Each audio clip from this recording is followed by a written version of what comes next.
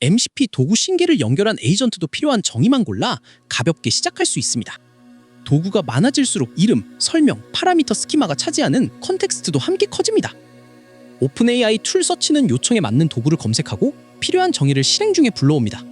공식 문서의 표현대로 이 기능은 디퍼드 툴을 런타임에 로드합니다. 필요한 정의를 선택적으로 가져오면 전체 도구 설명을 매번 펼치는 부담을 줄일 수 있습니다. 공식 문서는 이 구조가 전체 토큰 사용량과 비용을 줄이는 데 도움을 줄 수 있다고 설명합니다. 새로 발견한 도구는 컨텍스트 끝에 주입되어 기존 프롬프트 캐시를 이어 쓰기 좋은 모양을 유지합니다. 현재 툴 서치는 GPT 5.4 이상 모델에서 지원됩니다. 활성화 과정은 두 가지 설정으로 완성됩니다. 먼저 도구 배열에 툴 서치 타입을 추가합니다. 그 다음 나중에 불러올 펑션이나 MCP 서버의 디퍼 로딩 값을 참으로 설정합니다. 이제 모델은 검색 가능한 카탈로그에서 요청에 맞는 정의를 고릅니다. 공식 문서는 개별 펑션보다 네임스페이스나 MCP 서버 단위 구성을 우선 권장합니다. 요청 시작 시 네임스페이스와 MCP 서버의 이름과 설명은 모델에게 보입니다. 그 안에 개별 도구 정의는 툴 서치가 선택한 시점에 불러옵니다. 개별 펑션을 디퍼드 상태로 두면 펑션 이름과 설명은 처음부터 보입니다. 이 경우 툴 서치가 주로 미루는 부분은 상세 파라미터 스키마입니다. 그래서 토큰 절감 폭은 네임스페이스나 MCP 서버에서 더 크게 나타날 수 있습니다. 각 그룹의 설명은 어떤 업무가 들어있는지 한눈에 알 수 있도록 구체적으로 씁니다. 오픈AI는 네임스페이스마다 펑션을 10개 미만으로 두는 구성을 모범 사례로 제시합니다. 50개 도구라면 9개, 9개, 8개, 8개, 8개, 8개의 6그룹으로 나눌 수 있습니다. 첫 그룹은 고객 조회와 계정 관리를 맡는 CRM입니다. 둘째 그룹은 티켓 조회와 답변 초안을 맡는 서포트입니다. 셋째 그룹은 청구서와 결제 상태를 맡는 빌링입니다. 넷째 그룹은 문서 검색과 파일 메타데이터를 맡는 파일입니다. 다섯째 그룹은 배포 상태와 릴리스 기록을 맡는 디플로이입니다. 여섯째 그룹은 지표 조회와 리포트 생성을 맡는 애널리틱스입니다. 이 6 설명이 첫 라우팅 지도가 되어 모델이 검색 범위를 빠르게 고릅니다.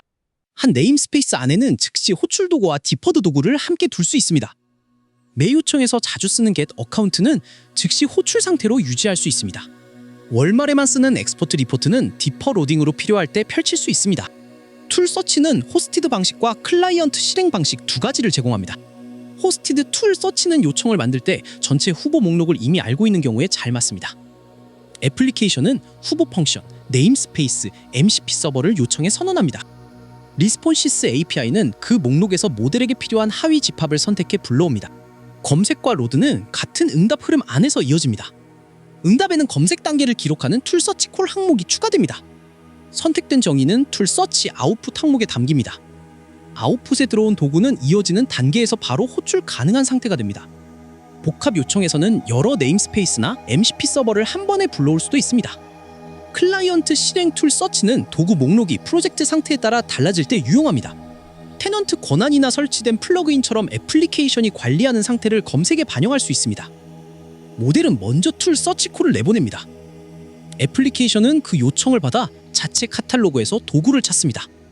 찾은 정의는 툴 서치 아웃풋으로 다음 리스폰시스 요청에 전달합니다. 이때 실행값은 클라이언트로 지정합니다. 검색 인자 스키마도 애플리케이션이 필요한 형태로 정의합니다. 프로젝트별 도구, 조직별 도구, 사용 권한별 도구를 같은 흐름으로 라우팅할 수 있습니다. 선택 기준은 후보 목록의 원천이 요청 전에 확정되는지에 달려 있습니다.